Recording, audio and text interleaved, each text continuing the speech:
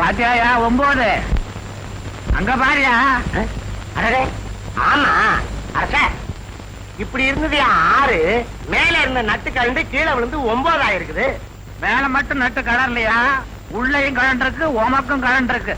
இனிமேல ரூமுக்கு போ, நட்டு கலண்ட ரூமையெல்லாம் போய் தட்டாத.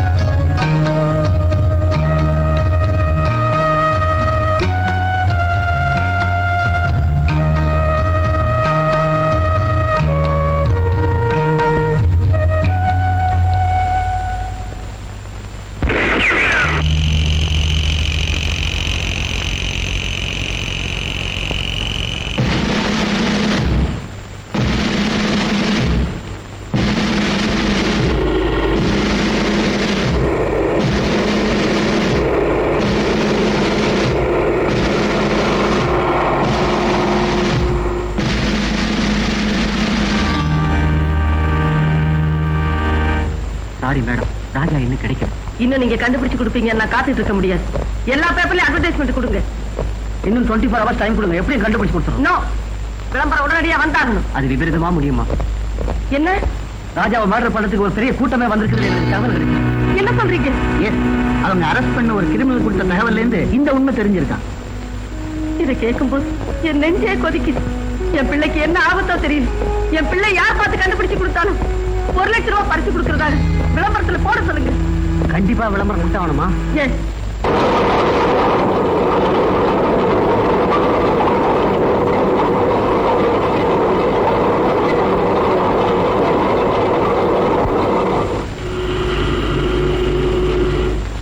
நமக்கு வேலை வந்துருச்சு. எந்த விளம்பரத்தில் இருக்கிறவன கண்டுபிடிச்சா 1 லட்சம் ரூபாய், கண்டுபிடிச்சு 1 லட்சம் ரூபாய் வாங்கிடும்.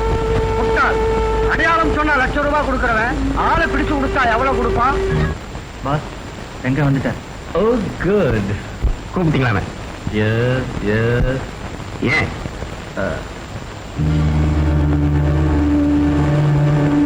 யார் இது? யாரா இருந்தா உனக்கு என்ன? இவனை உயிரோடவோ பிணமாவோ கொண்டு வந்தா 10 லட்சம். காஷ்மீர்லயே இருக்க. இனிமே கடையா கை நீட்ட வேண்டாம். அவனை அடிச்சா ஜாக்பாட் அடிச்ச மாதிரி. நாள் கடத்தக்கூடாது, உடனே முடிச்சிடணும். Let's enjoy.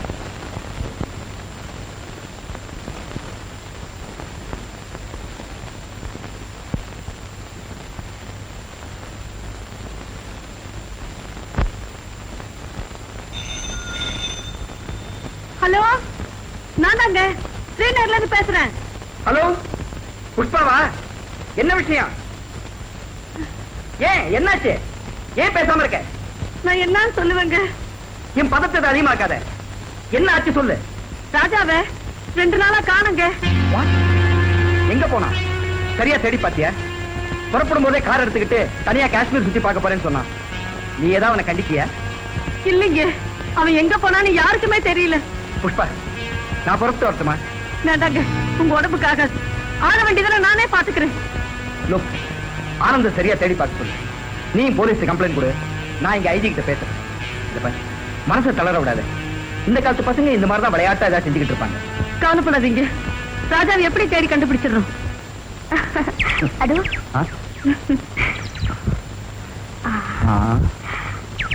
அங்க பாருங்க. அன்னைக்கு அந்த போட்ல அது வந்து ஆமா. யாரா இருந்தா உனக்கு என்ன? என் குருவை ஏமாத்திட்டு இவரோட சுத்தியா? ஏய் மிஸ்டர், மரியாதையா பேசு. இல்ல ராஜா, சரி சரி, என் குரு கிட்ட பேசிக்கிறேன். வா.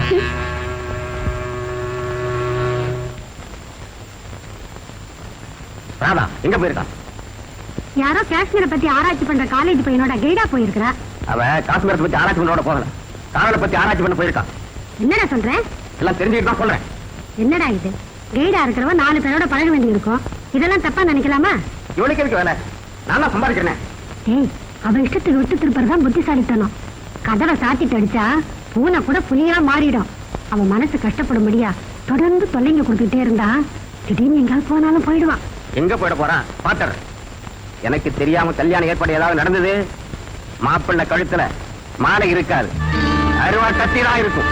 நான் வரேன். மாப்பிள மாப்பிள மாப்பிள, என்ன எப்படி என்னையா ஒண்ணுமே இல்ல, என்னமோ முறுக்குற, என்ன ஆச்சு? நான் ஆம்பளைங்கிறத நிரூபிச்சுட்டேன்.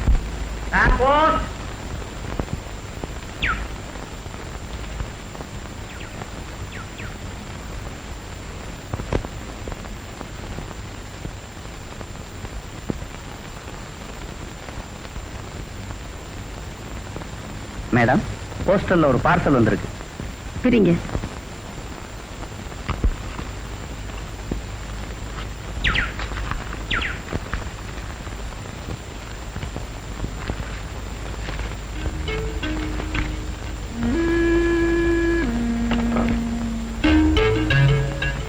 லெட்டர் கூட இருக்குமா? படிங்க. இத்துடன் இருக்கும் டேப்பை போட்டு கேளுங்கள், உங்கள் மகன் இருக்கும் இடம் பற்றிய விவரம் கிடைக்கும்.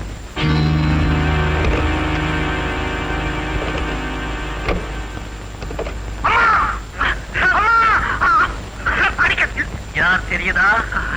உங்க அன்பு மகன் ராஜா குரல். இப்ப அவன் உயிர் எங்க கையில. பெரியமகால் மலை அடிவாரத்தில் இருக்கிற ஆலமரத்து பக்கத்துல வாங்க. அந்த மரத்துல ஒரு ஆணி இருக்கும். அதுல 5 லட்சம் ரூபாய் பணத்தை ஒரு பெட்டியில வச்சு அந்த ஆணியில மாட்டிட்டு போங்க. போலீஸுக்கோ வேற யாருக்கோ இந்த தகவல் தெரிஞ்சா அப்புறம் உங்க ராஜா ஐயோ ஐயோ என்ன கொள்ளாதீங்க. அதோ கதிதான். மேனேஜர், உடனே பணத்துக்கு ஏற்பாடு பண்ணுங்க. Yes madam.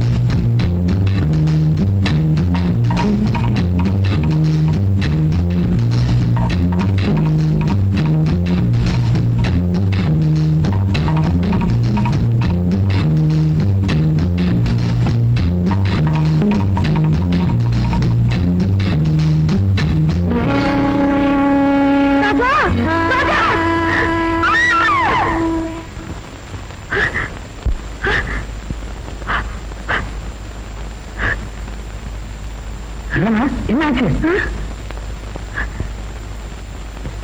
ஒண்ணுமில்ல, நீங்க போலாம்.